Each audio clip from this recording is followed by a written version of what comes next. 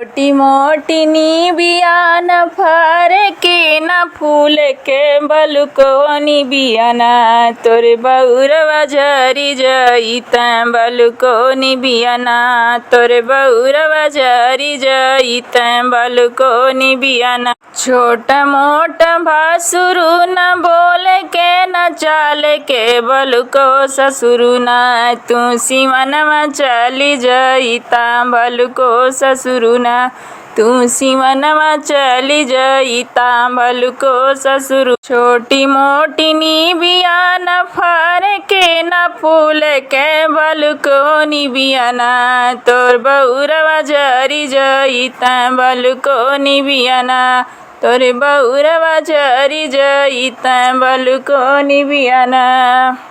छोटा मोटा भासुरु न बोले के न चाले के बलुको बसुरु न तू नौकरिया चली जइता बलुको बसुरु न तू नौकरिया चली जइता बलुको बसुरु न। छोटा मोटी निबिया न फर के न फूल के बलुको निबिया न तोरे बउरवा झरी जइता बलुको निबिया न तोरे बउरवा झरी जइता बलुको निबिया न।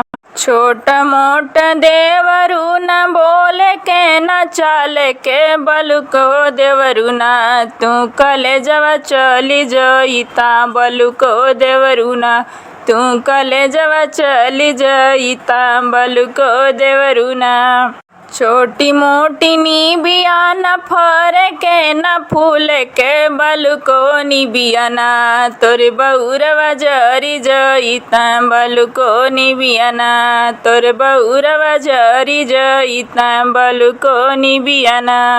छोटा मोटा पियऊ न बोले के न चाले के बलुको पियऊ न तू विदेशवा चली जइता बलुको पियऊ न तू विदेशवा चली जइता बलुको पियऊ न।